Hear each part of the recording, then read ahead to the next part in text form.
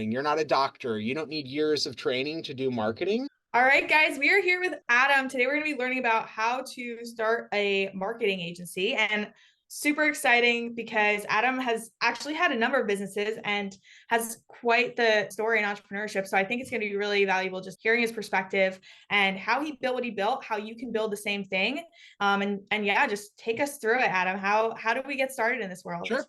Well, let me give you a little bit of background on where I come from, Patrice, to kick off here. But I'm someone who spent over 20 years in a nonlinear corporate marketing career, coming out of college, and actually built something that led to where I am today, where I've got an energy coaching practice that allows me to lift up leaders and give them the encouragement and the energy and the accountability towards driving success. But the sort of background that I have crosses everywhere from the enterprise scale company, in the marketing realm, down to startups. Just some names there.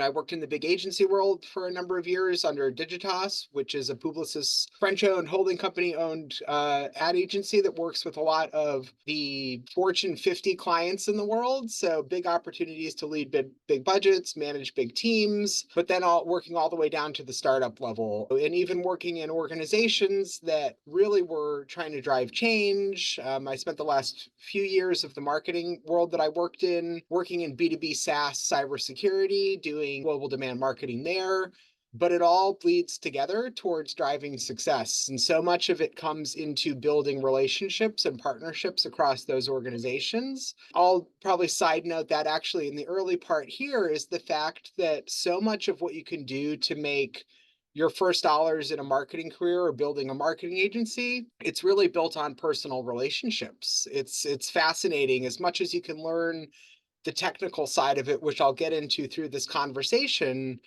I would highlight so much of it comes down to building relationships and building partnerships. That's how you find clients.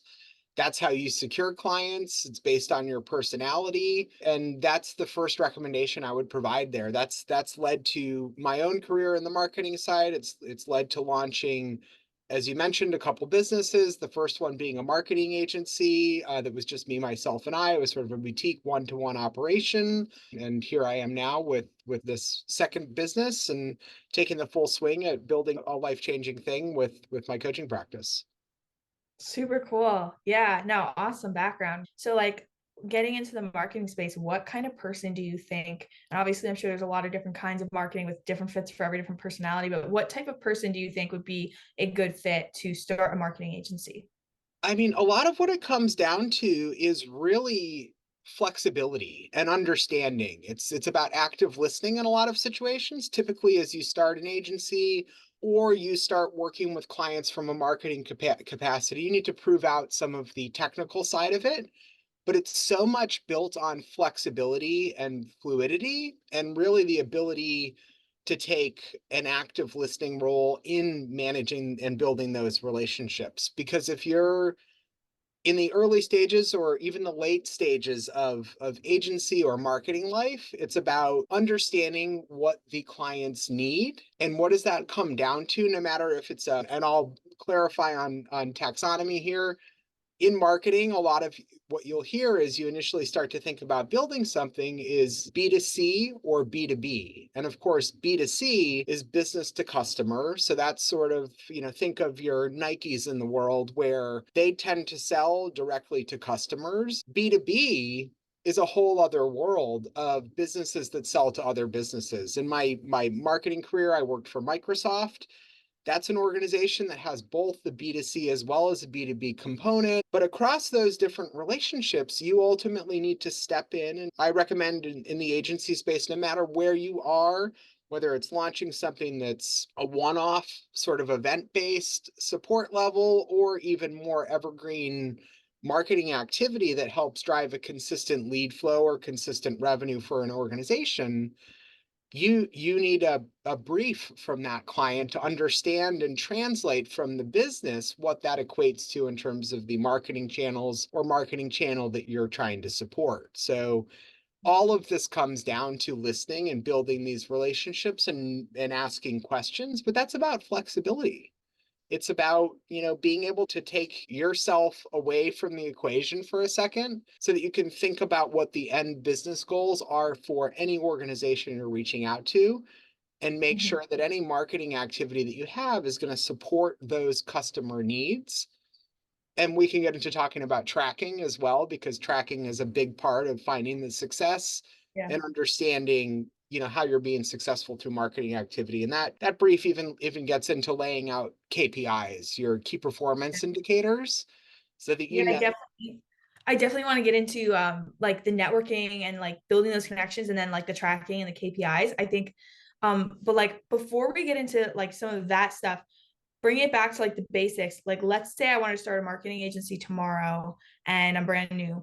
Obviously young people have a good understanding of marketing just by default because we're all on the internet. But what would you say the first few steps are to start to make that a legitimate business, number one, and then to start building your first we'll get your first client and then start working towards that first $1,000. Yep. I mean, the first part of it is education, right? That's what it comes down to. When I started my career, things like YouTube, they're a huge resource to learn about any topic weren't out there. Start to use tools like YouTube or LinkedIn Learning or Coursera to get that baseline level of your knowledge building based on the marketing channels that you want to go down. I spent the majority of my career in digital marketing, and specifically in paid search. That eventually rolled into social media marketing. Those are paid channels, of course, but there's also a lot broader aspect of paid channels, but you need to figure out which ones are the ones you want to laser focus on. Do you recommend any specific like YouTube channels or courses? YouTube channels, if you start to sort of understand the lane of marketing you want to go down, I mean, if you're talking about paid search, for instance, and that's a huge driver of an ability to empower companies, because that's built on the idea of using paid marketing to only reach hand raisers who are searching actively for something. Google has a ton of free resources available to learn from that you can dive into. And then if you switch over to the YouTube sort of manner, search for Google Ads training, you'll see page after page after page after page of training. That's fine, that's valuable. There are leaders out there in that space to learn from. Start with Google. Google has a fantastic suite under their ads, the Google Ads platform, to learn from even before you sign up for an account, that gets into what does demand-based marketing look like? How does precision targeting work to lead towards goals? It's an open book on learning, and it's easy for anyone to start to pick up on that and learn. And you're going to need to do a little of that before you can put the wheels on the road, right? For a Right. marketing agency, education is so important first. Which type of marketing did you prefer, like the paid search or social media? Do I personally prefer? It's interesting. They all work in concert together, right? One channel isn't the only thing that's going to necessarily drive your business. The background that I fell into, I worked at a proprietary bid management firm in the first job in my career that had built in the infancy of digital marketing a data analytics tracking engine for paid search campaigns. Paid search is a great grounding space to learn because it is hand raisers and there's so much technology you can track towards. You do X, Y, and Z through marketing, and it results in X number of revenue, ROI, or return for an organization, and you can track that directly back and forth to each other. Attribution is one piece of it, because any conversion ends up having, I've worked in organizations that there are 2,500 touch points between the first touch point to someone entering the deeper level of a sales cycle, and that's on the B2B side of things. But the trackability of performance-based marketing tools like paid search, like paid social, highly targeted marketing are my sweet spot. And it's actually been interesting over the years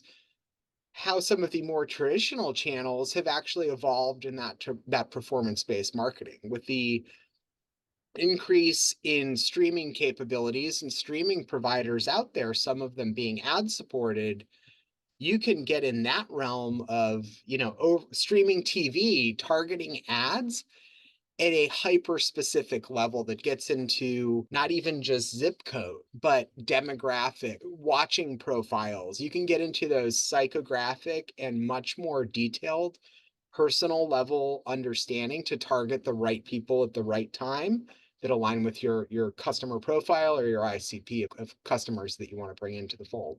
Going back really quickly to the education, do you feel like, I think people tend to procrastinate by over educating themselves, and they'll read a ton of books and they don't actually just take the action, which is where a lot of learning happens. What do you think that balance is between like getting just the necessary facts that you need to get started, and then actually like jumping the gun, getting started, getting It some feet on the ground? And it's not that hard.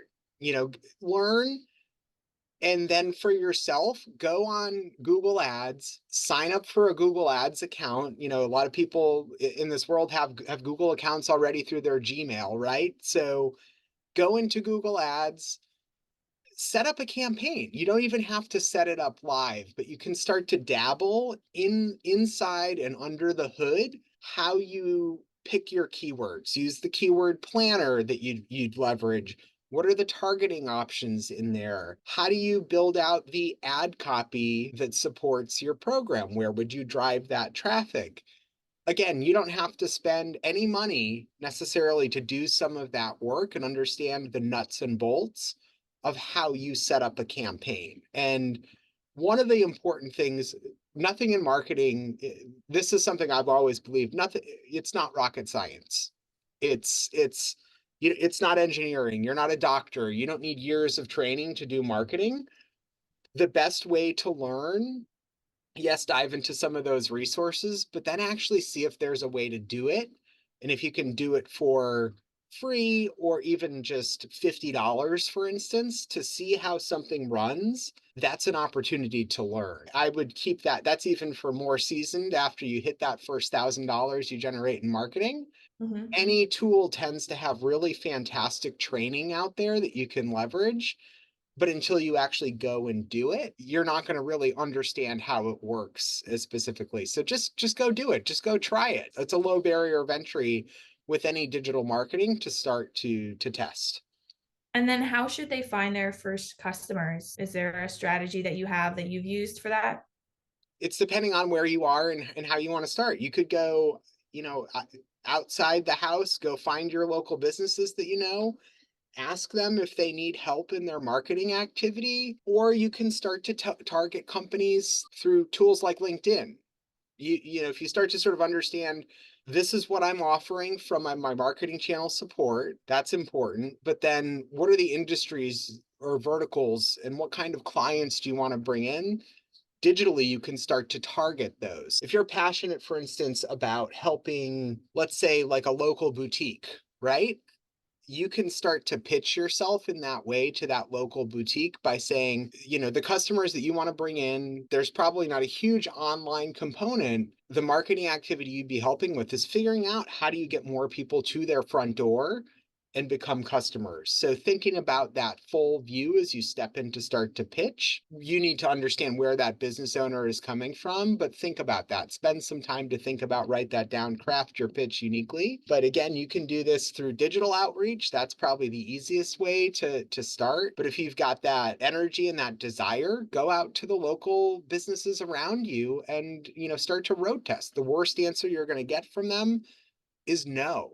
And no isn't something to be scared of. If you hit a no, as long as you get an answer of, and here's why, that can help you iterate to get better. And then you can either revisit that when you feel like you're reflecting that why, or you can pitch differently on the next opportunity that comes in front of you. There also Yeah. are some fantastic platforms out there for freelance or independent marketers to start to source leads that are worth exploring, because you can step in and even with a limited background of experience, put yourself out there as someone who wants to do paid social, and you could land a client. That could be a small engagement. You're talking about any range of an hourly rate you want to go for, you can set, but it helps get that bench of experience under your belt to understand how these systems work. get testimonials even, but prove out the value of what you can deliver for these businesses through marketing assistance. What are some of those platforms? I've seen them. Fiverr is one. There's Upwork. Those are some of them.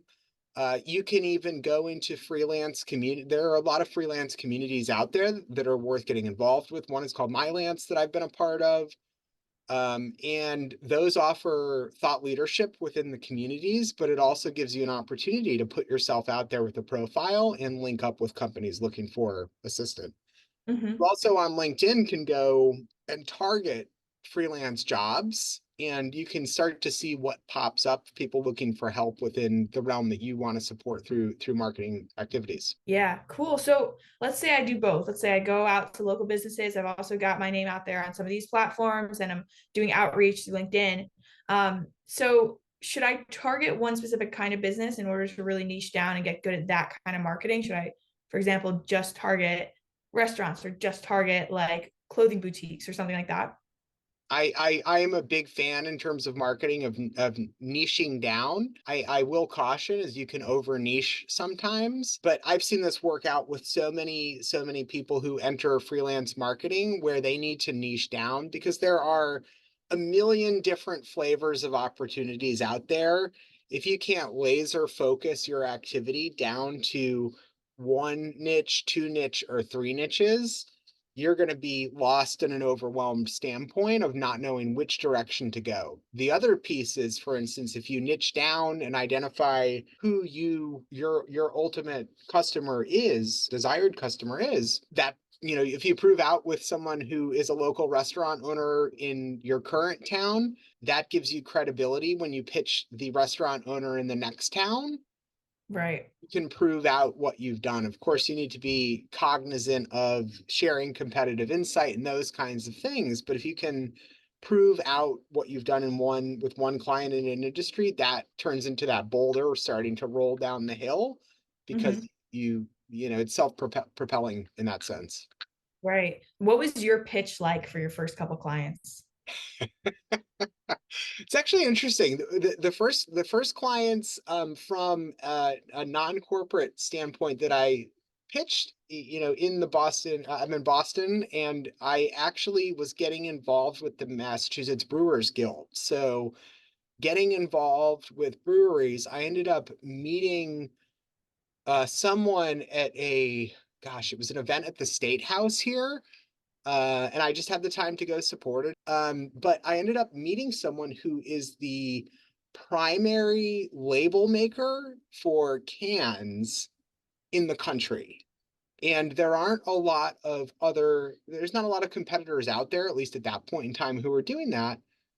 I ended up meeting this guy and pitching the company after just describing, here's what I do from a marketing standpoint. I put together a Google Slides or a PowerPoint proposal in 8 slides, and I shared that. And that was my first experience of having what simply was just a happenstance conversation in the right time led to a pitch. And it took some back and forth to refine that pitch, but ended up, becoming a client that I had a chance to work with. And you have to sort of look for those opportunities. It's also not about being a salesperson all the time. Businesses are going to want to work with someone who's a well-rounded person and know that they're going to be responsible and think in their own business owner mindset. Right. That payoff needs to be a piece of the conversation. But that was a fun opportunity, and you're talking about probably about 10 years ago, right? But that still resonates in the back of my mind as someone it was a family owned business that you wouldn't walk down the street and realize was there, but huge business that was looking for a way to iterate and grow their business. And they met me at the right time to pitch them and give them an opportunity to amplify their success through digital marketing tactics. Yeah, which that's such a nugget because I like for the short period of time I did marketing, I also met all of my clients at events in person, built relationships before ever making a pitch. And one strategy I use is I would always offer them something for free. So I would come up with a Ah, strategy, I would study their brand, get insight into their industry, and then I would write them up like a 4 or 5 page strategy based on all my research of their market right. and give them that, so that if they wanted to do it on their own, they had everything they needed, all the research, all the trending topics, everything they could possibly create content about. And this was social media marketing. And so that's a tip for people that want to get started, is find something you can give away for free. Maybe it's shooting a video for them for free, or Right. giving them some kind of a strategy, or even a phone call, just like giving them your insights. But then going and meeting these people in person, there's some power to that, especially if you're new, because a lot of the business relationships that you're forming when you're new, it has to be just based on like that personability, where they meet you and they like you and they like what you're building and they like why you're building it. So I think that's a huge nugget, is just go to local business events, go to networking events, meet people in person, go into businesses in person, and start to build those relationships up. And then from there, you can come up with a pitch. Like personally, and I'd love to hear, Adam, what your first price point was. The first client that I pitched that decided that she wanted to work with me, I pitched her to basically run all of her socials, create all of her content with her, edit it for her. And I was going to be charging $800 a month for that, which is actually, doing some research after, severely undercharging. Because I was going to be working, I did the math. I was like, crap, I have to work like 40 hours a week to do this. And I have to travel and I have to write like everything. It was crazy. But I was doing that as an investment, because I knew that if I did that, it was going to lead to, number one, some credibility, some testimonial, and some just knowledge that I'm going to gain in this process of creating content and growing a brand. And I threw some guarantees in there too, for just like her reassurance of me being new to the game. I was like, if I don't hit this metric, and this metric, then money back guaranteed. Right. So especially when you're doing a done for you service, you can make those kind of guarantees, because the ball is in your court. But I'm curious, how did you figure out pricing for your first Yeah, client? one of the other things is you build your network to building an agency or doing marketing from an independent standpoint. You're not going to spend I wouldn't spend a huge amount of time meeting others out there in the world who are trying to build or do the same thing or have more experience. One thing that I learned early on in my own journey was, if you know people who are doing the same thing, ask them what their rates are. Ask them what they're charging. The worst answer you're going to get is no. Most times they'll explain the rate that they're charging. You can use that as building knowledge for what you should be charging eventually, or where you can head eventually. But there's no problem with what you mentioned here, with starting lower than the market rate, just knowing it's a learning opportunity. I actually, and you could do work for $50, $75 an hour. That's an important point that I would keep in mind about how you structure agreements. There's the retainer model, which is what you just mentioned, Patrice, right? Of a monthly charge. That helps in some situations, but then it's hard to guardrail your time. So if you get, 50 clients in a month and you're charging $800, then that's pretty good. But if you've got, not that heavy of a client load, hourly rates can possibly counteract that and be a little bit more affordable. It's also, we're all consumers in the world. You think about something is, $2.99, it's not $3, it's closer to $2, at least from a mental standpoint. If you charge $50 an hour, and I actually think that is exceptionally low as a rate for even someone who's new to start with. That's what you tent pole. And you can even use tools like saying, hey, my rate's $50, right now. In 6 months or 2 months, I'm going to be, or if, after another 3 clients that I bring in, I'm going to raise that rate to $75 a month.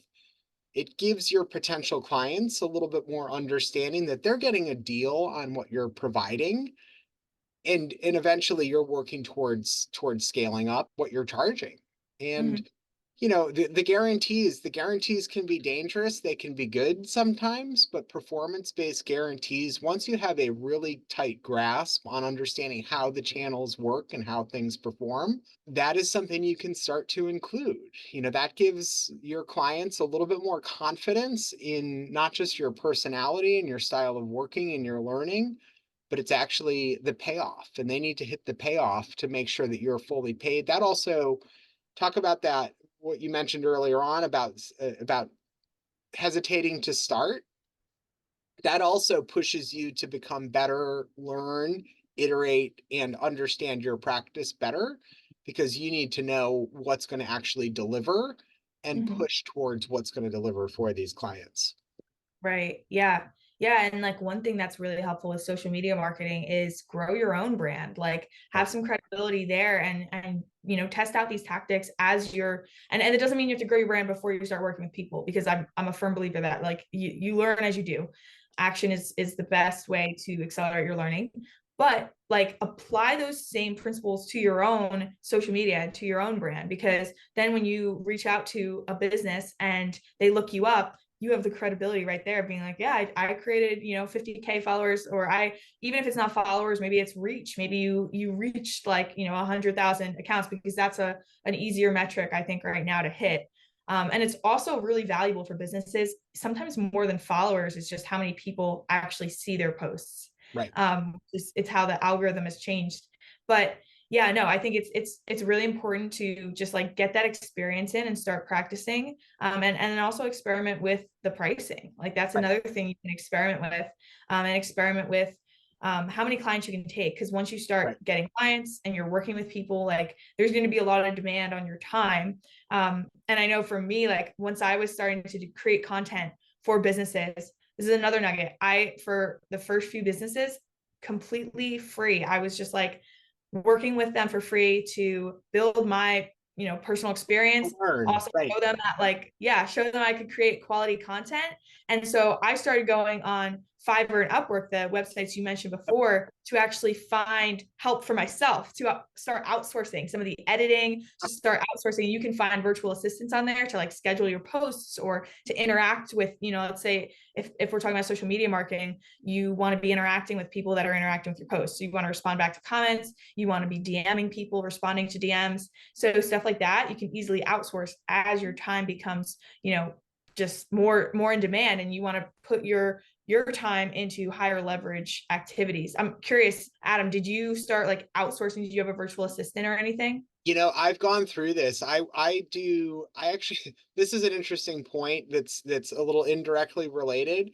I, for years of doing, side hustle, moonlighting, freelance work, have actually subcontracted through other providers within other people who have bigger businesses or need additional help. So it's kind of the extra ways you start to navigate the networking side of meeting others doing this. You're going to see a potential to subcontract through others. I haven't gotten as heavily in my time, of using virtual assistants or using solutions like that. I also, just because I am a deep marketing person, with the evolution of AI tools out there, I have started using more of the AI tools that drive towards automation that have helped me grow and become more efficient with my time. One of the tools that I use within my coaching practice is actually something called a time audit. And as you get deeper into this process, it's a valuable tool because it allows you to put every task in front of you. Then you associate an energy level that it requires, right? Is it a low energy, a medium, or a high energy? And then it explores, can you eliminate? Can you automate? Can you delegate?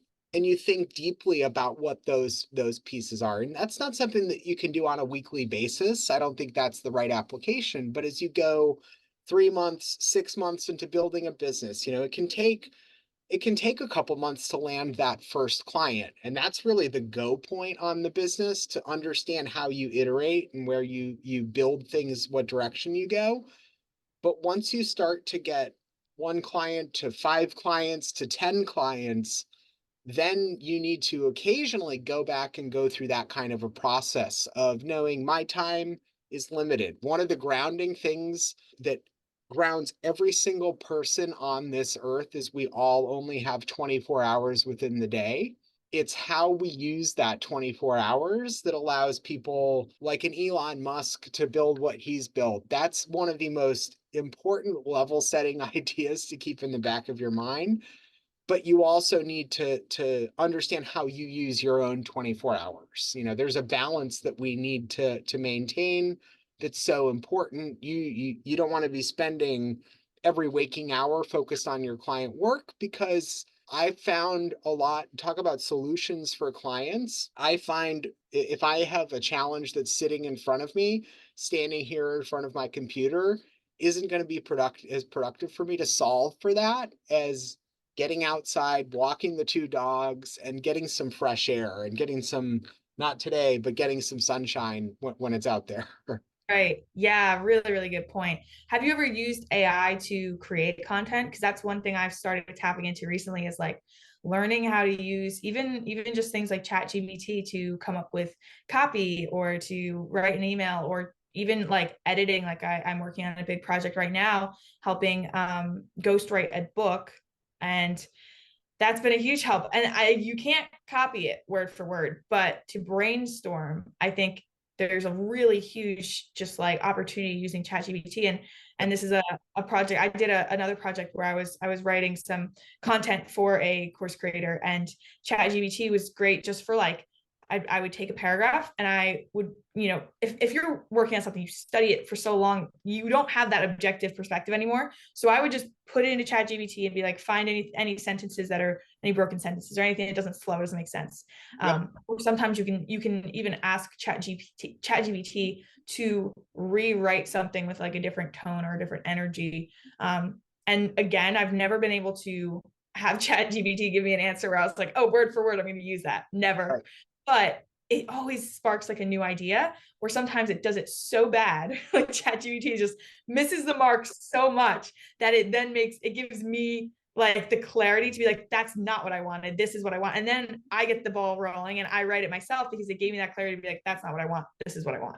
Right. So I think that's like a huge tool. And then, like I said, I'm ghostwriting a book right now. So when you're writing something of that like size, it's really helpful to have some of like that editing expertise, especially when you want to avoid the costs of like hiring someone to do that. Right. But what's your I experience? mean, AI is extremely powerful. One of the tools that I've used for years that has been transformative is a tool called Grammarly. And Grammarly started years ago as simply you're writing and it tells you, it's like a ramped up version of misspelling, right? But it helps for thought process.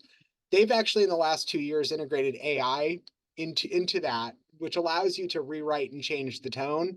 That's been a tool that has just increased significantly in my usage. It's a little bit of a different flavor of Chat GPT.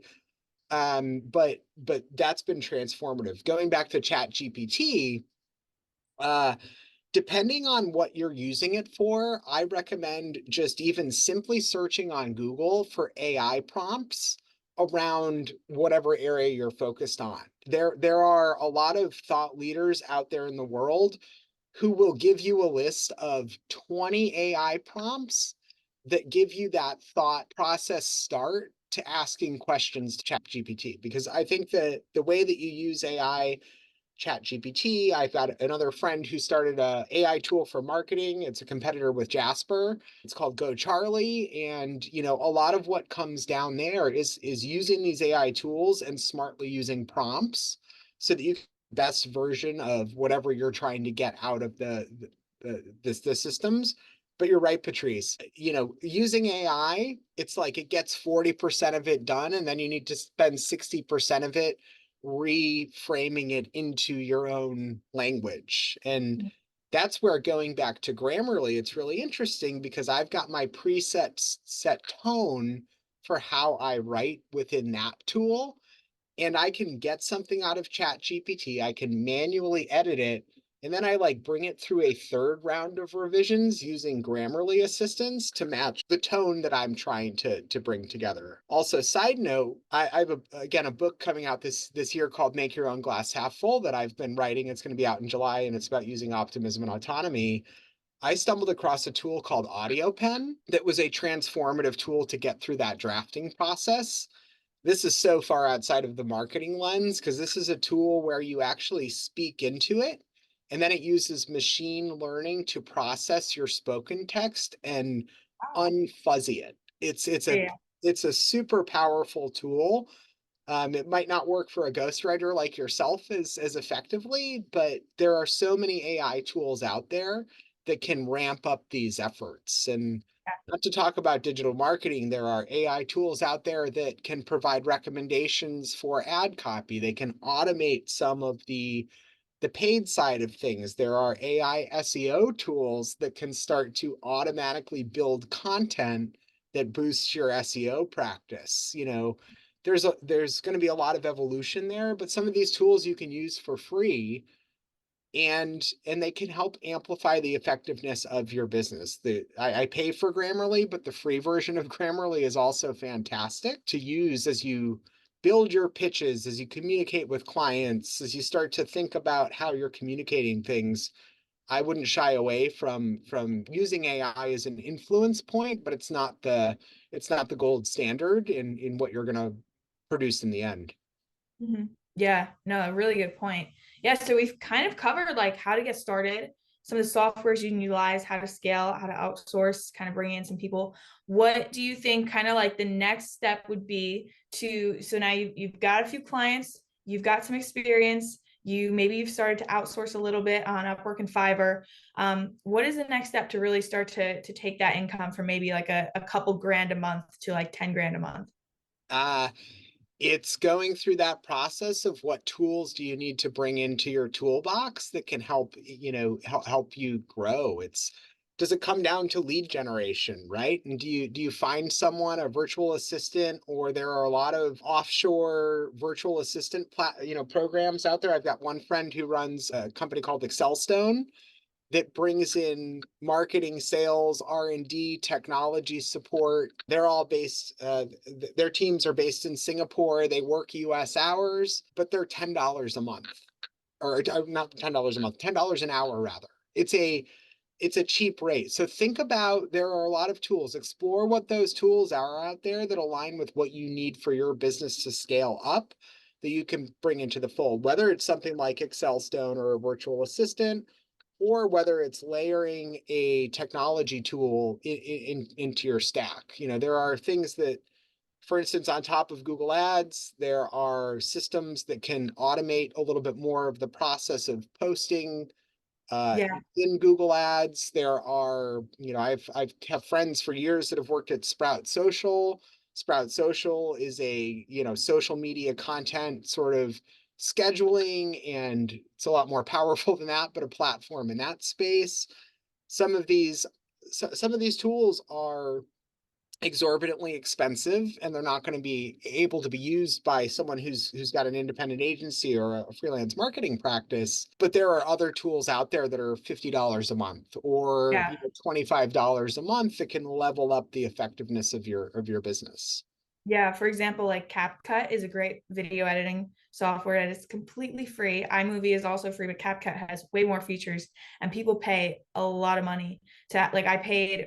I use this app called Splice, exact same features as CapCut, but it was $9 a week. Yep. And I was using that for a while. I was like, this doesn't seem like it's worth $9 a week. So I Right. switched to CapCut and I'm like, holy crap, this is free and it has way better features.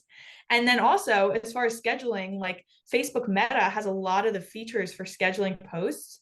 And I think Google also, which is really so like that's a cheap alternative. I think Google Business has a lot of the things you need as far as even like calendars, Yep. scheduling. It's crazy how many things they have. Like they have like form builders and obviously Google Ads and all that stuff like all built into one. So that's something I think everyone should go right now and explore and look into the pricing of it. But again, you can start with virtually nothing, virtually no upfront costs. You can use a platform like CapCut to create like social media reels or TikToks or posts and just start with word of mouth marketing. And then as you scale, like you said, Adam, like then you start to really build out your software stack and you start to, bring in some of the more expensive softwares and you're able to utilize paid ads and stuff like that. But starting off, you really don't need much to start. So that's a really Yep. cool That's a really cool industry to be able to break into. The other thing that just came to mind is I think about like you hitting, like version 2 of building this business. A lot of what you bring into, I'm a big fan of referral programs, and referrals, when you start to have that baseline level of client, can be a huge driver for growth of the business. And it's, I have friends who, I have a good friend who runs like a HubSpot consultancy agency. She's got a team actually of about 8 that work under her, but this is the best referral program. If you refer a client to her, she kicks back 10% of the retainer directly to you. It's a low barrier of entry to build in a relationship, but I just mention it because it's a way to think about using your own referral program. There are some referral platforms that automate this out there. One is called Lemon Squeezy. There are a few others out there that come into play for driving referrals, but you can even just make it as simple as with your existing clients, at 90 days of the engagement, ask them for a testimonial. Senja is one testimonial platform that's out there. They can give you a video testimonial. You can use that, to drive your business forward. But then also mentioning, I've got a referral program in place. You deliver a client that I end up being able to pitch and sign, I will kick you back a $100 virtual Amex gift card. It's a simple, simple tool, and you could even go with like a $25 Starbucks gift card that just gets sent to someone if they refer a client to you. That can not only extend across existing clients, but friends and family, people you might meet networking. It's something that provides value for your business to grow. Absolutely. Yeah. Referral systems are amazing, super effective, and it's very scalable. So yeah, no, that's a really good point. Well, thank you so much for taking the time. This is everything anyone needs to get started building their marketing agency. Again, a lot of the learning is in the doing. So just start reaching out to people, start, marketing for people. And if you have to start for free and do that for a month, that's a great way to prove your skills and to learn as well. And it's worth taking a risk and trying it. You really don't have a lot to lose. And so it's even something you can do in your part-time. But yeah, thank you so much, Adam. This is super valuable. I know I learned a ton, so I'm really excited for everything everyone else is going to be able to implement on and start to bring in some money. So thank Cool. you. All right, I'm excited. Thanks, Patrice. And you're right. You can actually stand this up as a side hustle with a full-time job. That's an important side note to end on. If you've got a full-time job or a part-time job, even Or you're in school. you're still in school, you Yeah, you can do some of this. You can learn, and then by the time you graduate or are ready to turn to the next page of the chapter, you've got a full business here under your belt that you can scale up to an even bigger level. exactly. Yeah, 100%. All right, awesome. Awesome.